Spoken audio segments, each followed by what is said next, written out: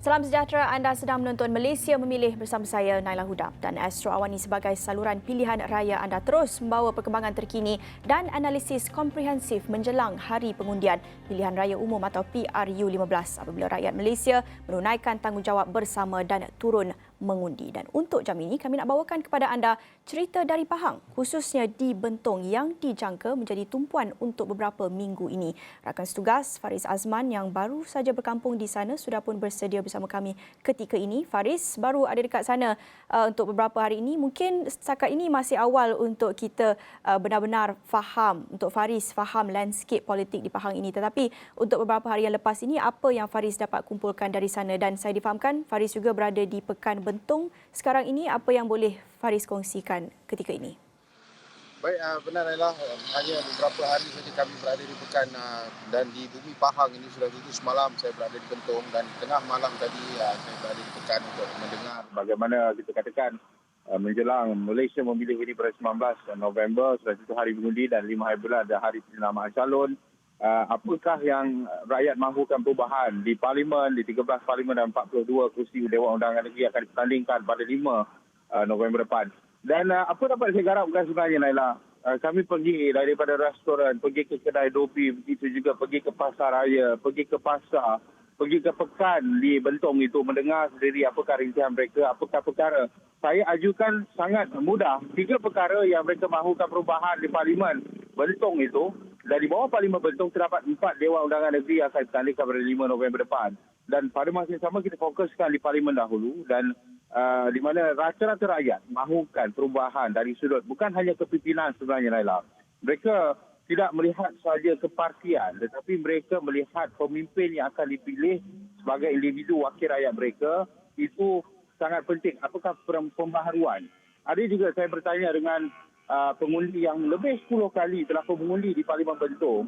Beliau mengatakan beliau akan turun padang dan akan mengundi setiap kali pilihan raya umum. Dan beliau, itu adalah hak beliau dan itu adalah hak untuk memastikan apakah pemimpin mereka. Dan menerusi apa yang kita katakan isu-isu rakyat, selain daripada isu infrastruktur di Bentong ini sebenarnya, mereka mahukan dari sudut ekonomi, sosioekonomi, bagaimana tertekannya rakyat ini akibat kos harga hidup yang meningkat. Walaupun kita tahu pelbagai langkah-langkah yang juga turut diambil oleh kerajaan pusat dan kerajaan negeri, tetapi mereka mahukan ia dapat diselesaikan segera. Seperti mana peniaga semalam, peniaga nasi kerabu yang saya jumpa, sebenarnya kami pergi ke breakfast, sarapan pagi di situ, tetapi kami cuba mendapatkan reaksi peniaga. Dan beliau mengatakan bahawa setiap hari kenaikan harga barangan-barangan basah ini berlaku. Dan bagaimana untuk beliau konsisten dengan perniagaannya untuk tempoh-tempoh yang mendatang, itu yang menjadi kegusaran seorang peniaga. Dan beliau mengatakan isu yang sama dihadapi oleh setiap peniaga di Parlimen Bentong dan saya rasa seluruh negara. Jadi isu utama mereka adalah sosioekonomi, kos harga hidup, begitu juga dengan peluang pekerjaan. Dan pada masa yang sama juga di Bentong ini Naila, kalau saya pernah berada di Bentong di Disember lalu mengenai dengan banjir yang kita katakan sangat teruk di Bentong. Kalau kita tahu di Karak, begitu juga di Cegah Medang, kampung Cegah Medang, di Bentong ini apabila airnya lebih daripada 25 kaki dan menenggelamkan hampir keseluruhan di kawasan Bandar Bentong ini, kesannya sehingga kini masih terasa. Bukan hanya lumpurnya telah hilang, tetapi peniaga-peniaga dan rakyat masih lagi trauma apabila hujan. Dan kita tahu apa dijangkakan oleh Jawatan Meteorologi ketika ini juga di pekan hujan. Semalam di Bentong juga hujan yang sangat lebat. Apa yang mereka mahukan, satu kajian holistik dilakukan untuk memastikan bencana Disember lalu tidak lagi berlaku kerana ia memberi kesan yang sangat panjang kepada peniaga, kepada rakyat, khususnya mereka yang telah kehilangan puluhan ribu ringgit, ratusan ribu ringgit akibat barang-barang di kedai mereka, begitu juga di rumah, perabot-perabot yang rosak, hampir keseluruhannya perabot rosak. Jadi ada juga saya bertemu dengan mereka dan mungkin kita dengarkan sedikit apa yang dikatakan oleh pengundi dan juga peniaga di Bentong, Pahang. Semua orang masih trauma lah bila hujan ke macam itu yang main thing lah saya tengok dalam ni. Keadaan tu bila banjir ni yang ramai yang jadi mangsa atas banjir tu hari ya. Masih sekarang pun dia belum lagi pulih balik lah. Baru slow. Tapi bila hujan mereka risau lah pasal ada banyak masalah masa tori dia banjir datang tu hari. Kena buat satu ni lah, buat kajian balik macam mana kena elak dari ni. Mesti ada teknologi moden sekarang, kita boleh elak lah sungai tu, kena buat dalam ke apa ke. Sebagai peniaga, setiap kali hujan you hati Ya, semua orang, bukan saya saja, sekeliling ini, pasal semua kedai dia kena masuk air. Banyak yang kena masuk air, mana dia punya barang-barang jadi mangsa tu semua. Lepas tu dekat berapa minggu dia orang tak boleh jalan, masuk jalan tutup, lepas tu lumpur, macam-macam lah. Tapi bila kedai air sudah masuk, memanglah barang, bukan masalah barang saja, kedai kena cuci bersih balik. Ini jadi masalah yang Bagi saya terutama Kuantan lah, supaya kalau selalu berlaku banjir tu tak adalah cakap banjir kilat lah terutama. Faris melihat kepada pelbagai isu-isu yang Faris dapatkan daripada penduduk di Bentong, tentunya pengundi di Bentong ingin melihat calon-calon yang bertanding pada PRU15 ini adalah calon yang kompeten, yang mampu mengetengahkan idea penyelesaian kepada masalah yang mereka ketengahkan tadi. Antaranya seperti banjir yang mereka masih lagi mengalami trauma setiap kali hujan lebat. Tentunya mereka tidak mahu lagi melihat isu banjir ini berulang dan isu-isu alam sekitar ini tentunya menjadikan bencana ini menjadi lebih teruk. Bercakap tentang calon-calon yang bakal bertanding pada PRU15 mengambil kira isu-isu semasa penduduk di Bentong ini, apa yang Faris tahu setakat ini mengenai kerusi Bentong? Baik, mengenai dengan kerusi Bentong sudah tentu ada beberapa nama selain Naila yang disebut-sebut. Antara yang kita tahu Ahli Dewan Undangan Negeri Ketari juga, iaitu Yang Safura Osman. Antara nama yang disebut-sebut mungkin akan mewakili DAP ataupun DAP akan memberikan beliau laluan mudah untuk mempertahankan kerusi yang sebelum ini disanang oleh Voltec dan juga daripada DAP hari yang lalu. Tapi itu nama-nama yang disebut belum ada secara rasmi dikatakan ataupun kita katakan perbincangan masih lagi berjalan. Dan kami juga cuba mendapatkan maklumat daripada begitu juga daripada parti-parti politik, daripada orang perantaraan, apakah yang berlaku ketika ini. Ya disebut-sebut Sabah Angin itu masih lagi berlega, tetapi belum secara rasmi dikatakan Rara bakal bertanding di Parlimen Bentong. Dan pada masa yang sama juga, apa yang kita katakan sebelum ini, di mana Presiden MCA juga Datuk Seri Wee Ka Siong ada mengeluarkan kenyataan di laman Facebook beliau, mengatakan beliau menyokong penuh sekiranya bekas Presiden MCA Datuk Seri Leong Tong Lai untuk bertanding semula merampas kerusi yang dikatakan sebagai kerusi safe seat ataupun kerusi selamat buat MCA buat beberapa penggal sebelum ini yang disandang oleh Datuk Seri Leong Tong Lai, namun telah pun tewas pada PRU yang lalu. Jadi kita boleh nampak dua watak ini ataupun dua sosok ini yang dikatakan disebut-sebut tetapi belum lagi secara rasmi dibuat oleh parti-parti berkenaan. Adakah mereka akan diletakkan sebagai calon dalam PRU bagi Parlimen Bentong kali ini masih lagi menjadi tanda tanya. Dan kalau kita katakan teka-teki itu, kita katakan Rara kemungkinan akan diletakkan di Parlimen Bentong adalah daripada PH, begitu juga Datuk Seri Leong Tong Lai daripada BN. Dan kalau kita ikutkan rekod pada PRU 14 yang lalu, terdapat juga daripada PAS yang bertanding, terdapat juga jumlah undian yang boleh katakan ribuan daripada calon PAS. Jadi adakah kali ini juga PN Perikatan Nasional, kita tahu PAS bersama dengan Bersatu dalam Perikatan Nasional akan bertanding di kerusi Parlimen Bentong, ataupun PAS mungkin memberi laluan kepada gerakan yang juga berpegang antara parti komponen dalam PN untuk mendapatkan semula kerusi Parlimen Bentong selepas tewas dalam PRU yang lalu. Jadi ini teka-teki yang masih lagi belum terjawab. Bukan hanya di Bentong saja, malah di Pekan ini juga sebenarnya Naila, dan di seluruh negeri Pahang. Dan sebentar tadi juga saya dapat sempat menghubungi pengerusi Badan Perhubungan UMNO Negeri Pahang juga, Datuk Seri Wan Rosli Wan Ismail. Ada juga bertanyakan adakah telah pun nama itu diputuskan. Beliau mengatakan masih dalam perbincangan bersama Top 5 UMNO. Begitu juga dengan DAP dan Pakatan Harapan dan Perikatan Nasional.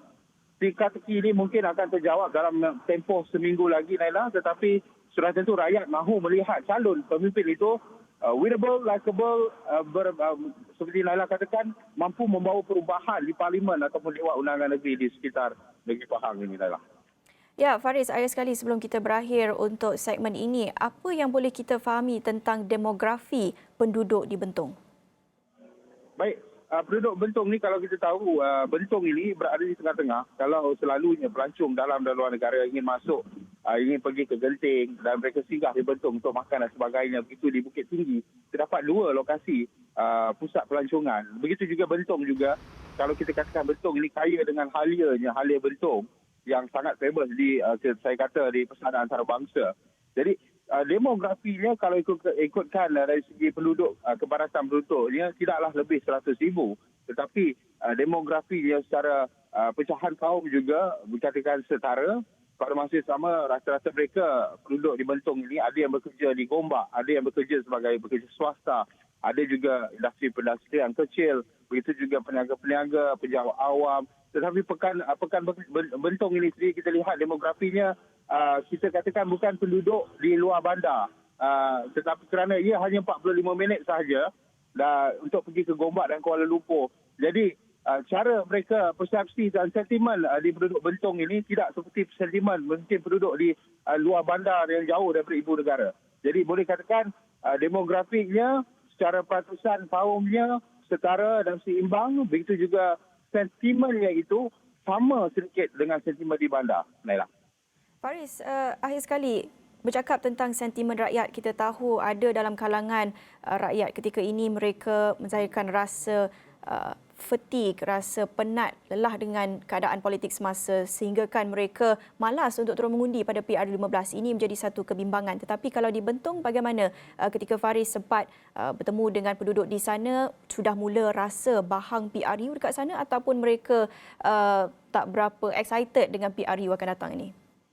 Di Bentong ini, pemikirannya, seperti saya katakan tadi, Naila, pemikirannya separa bandar. Walaupun mereka berada di Pahang, tetapi kebanyakannya mereka ini apa sahaja trend yang berlaku di ibu negara akan diikuti oleh penduduk di Bentong. Jadi saya berjumpa, ada juga kita katakan wansam, iaitu pengundi yang lebih daripada 10 kali. Beliau berusia 75 tahun.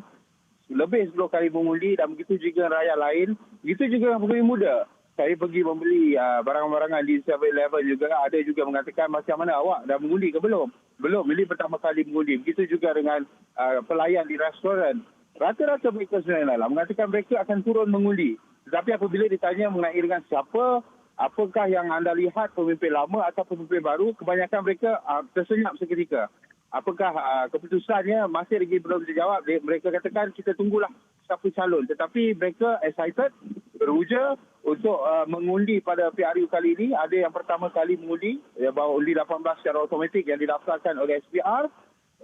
Tetapi boleh katakan hampir keseluruhan mereka walaupun penat, tetapi ini tanggungjawab. Seperti mana Astro Awani juga, kita mahukan undi 100%. Di Bentong, positif. Rata-rata mereka akan turun mengundi melaksanakan tugas mereka 19 November depan.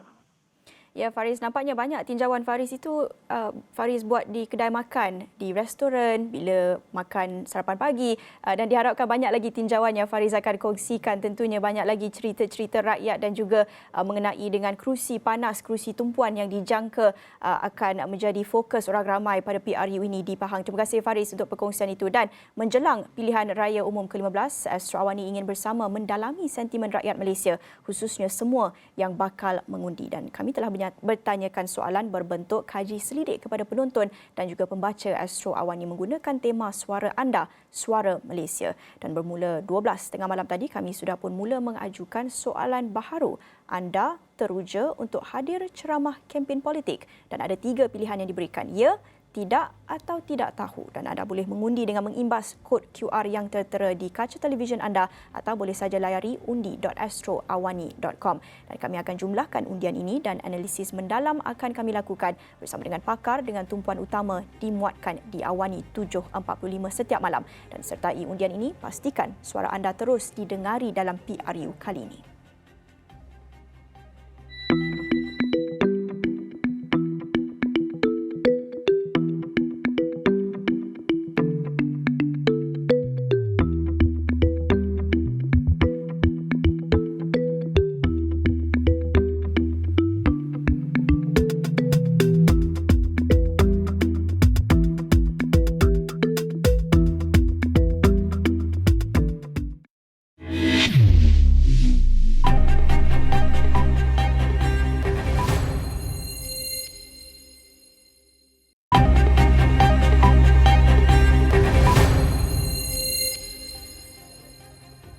Bergabung kembali dalam Malaysia Memilih bersama saya Naila Huda, dan sebentar tadi kami bersama dengan rakan setugas Faris Azman yang berada di Bentong Pahang sempena Pilihan Raya Umum 15 atau PR15 untuk kongsikan kisah-kisah penduduk Bentong dan apa perubahan yang mereka ingin lihat melalui proses demokratik pada PRU ini, dan antaranya kisah dari sudut perspektif mangsa-mangsa banjir yang mengakui mereka masih lagi mengalami trauma setiap kali Bentong dilanda hujan lebat, tentunya selepas banjir besar melanda Bentong pada tahun lepas. Dan tentunya masalah-masalah seperti ini menuntut wakil rakyat, pemimpin yang prihatin terhadap cabaran yang terpaksa dialami rakyat. Tapi apa pentingnya untuk seseorang pemimpin itu bukan saja mempunyai nilai berperi kemanusiaan, bukan saja kepada cabaran di kawasan tertentu, kawasan tempatannya, tetapi juga kepada isu-isu global semasa. Saya ingin bersama dengan Faisal Aziz, Presiden Angkatan Belia Islam Malaysia ketika ini. Terima kasih dan Assalamualaikum Faisal. Terima kasih sudi bersama saya dalam Malaysia Memilih pada jam ini. Bagi Faisal,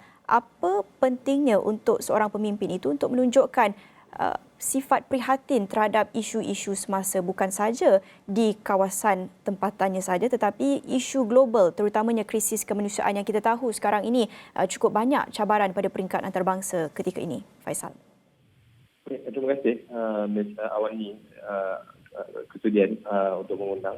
Baik, bila mana kita sebut tentang pilihan raya, kedahulu kalau kita lihat hari ini ramai yang mungkin mula menjuarai isu-isu rakyat, isu-isu agama, malah bantuan-bantuan diberikan, malah ada juga cara yang mungkin dah mula berjiat tindak ke masjid dan sebagainya.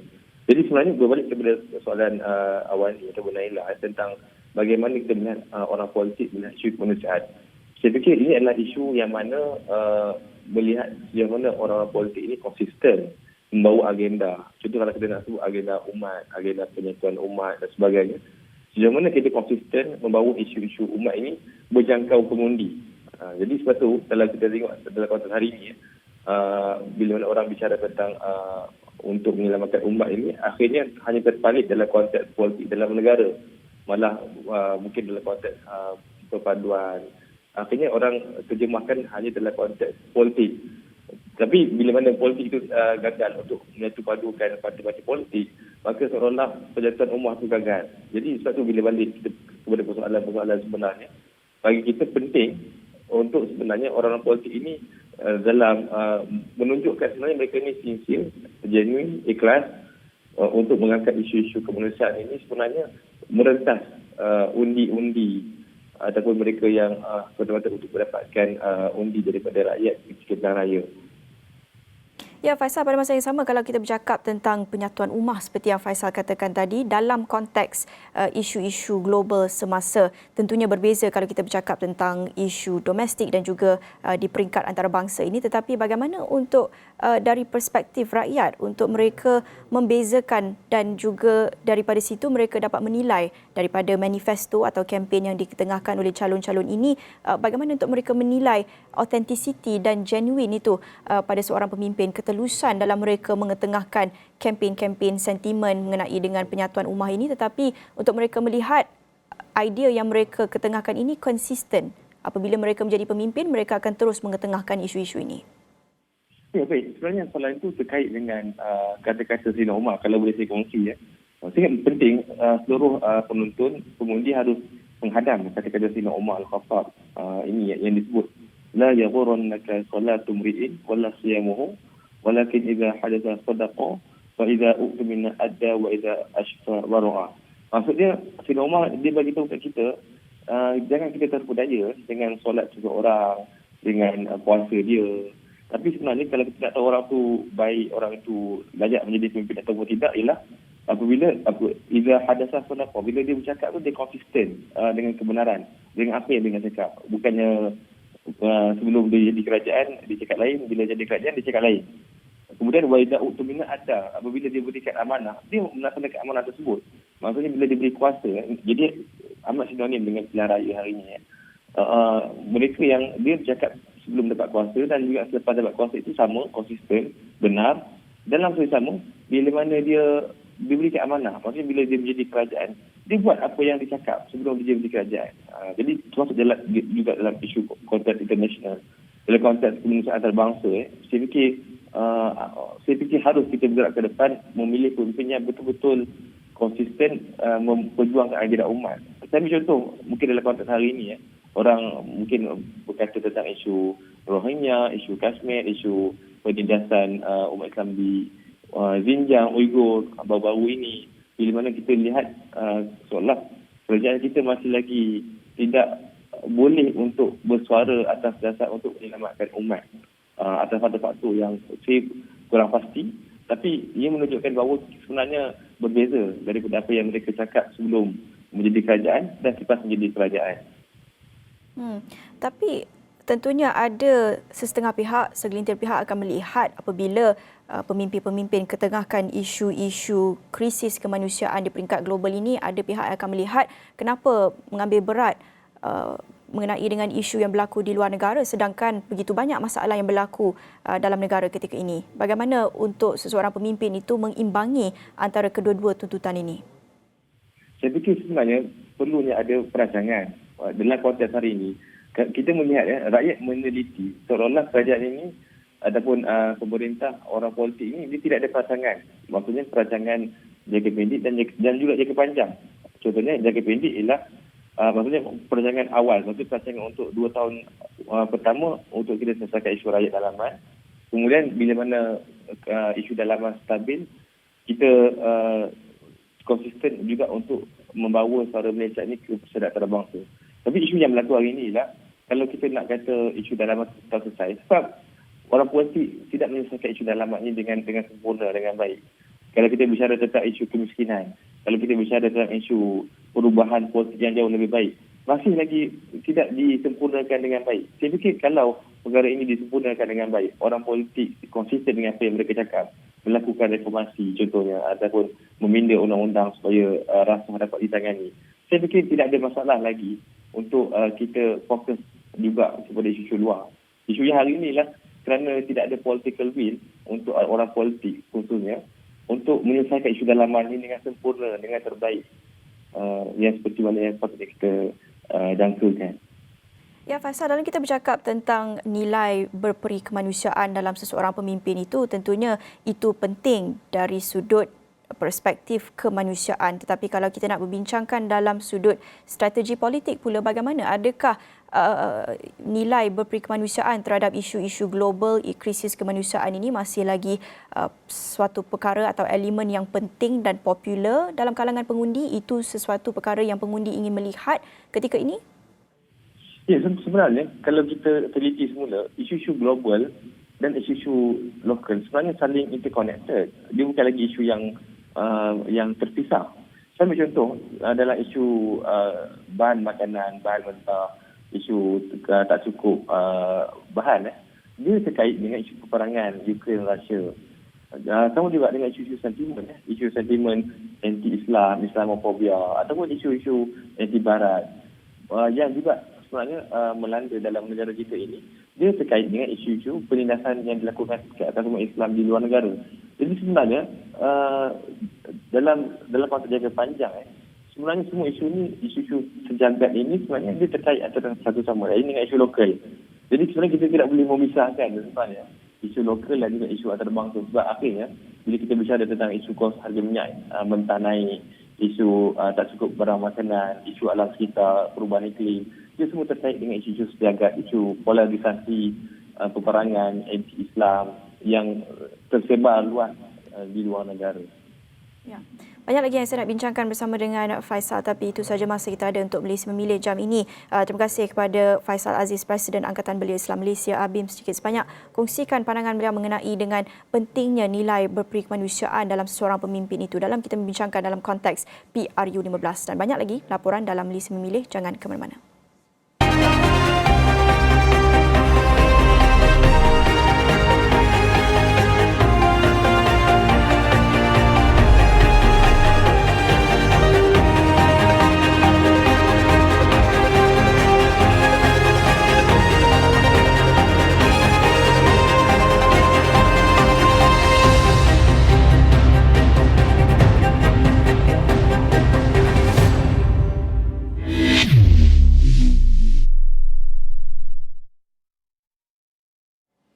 Gabungan Parti Sarawak GPS yang bergerak solo pada pilihan raya umum PRU15 dan hanya akan menentukan kerjasama politik di peringkat nasional selepas 19 November. Ketua Whip GPS Datuk Seri Fadilah Yusof menegaskan ia adalah prerogatif GPS untuk menjalankan rundingan dengan sesiapa sahaja dengan mengutamakan kerjasama yang membawa kepada kestabilan politik negara. Kita pun tak bertanding di peringkat nasional. Yang penting ialah kita bertanding di Sarawak. Siapa kita nak bekerjasama, yang tu adalah kita beri mandat sepenuhnya pada Yang Amat Berhormat Premier ataupun pengurusi GPS negeri Sarawak. Beliau berkata demikian ketika menghadiri larian puzzle SJKC Cheng Hua Batu 7 di Kuching pada Ahad. Ini adalah kali pertama GPS bertanding dalam PRU sebagai satu gabungan parti selepas penubuhannya pada 2018. Sebelum ini, gabungan ini dikenali sebagai Barisan Nasional Sarawak sebelum memutuskan keluar apabila BN gagal membentuk kerajaan pada PRU 14. Baik, laporan itu mengakhiri Malaysia Memilih jam ini bersama saya, Naila Huda. Kita jumpa lagi. Salam hormat.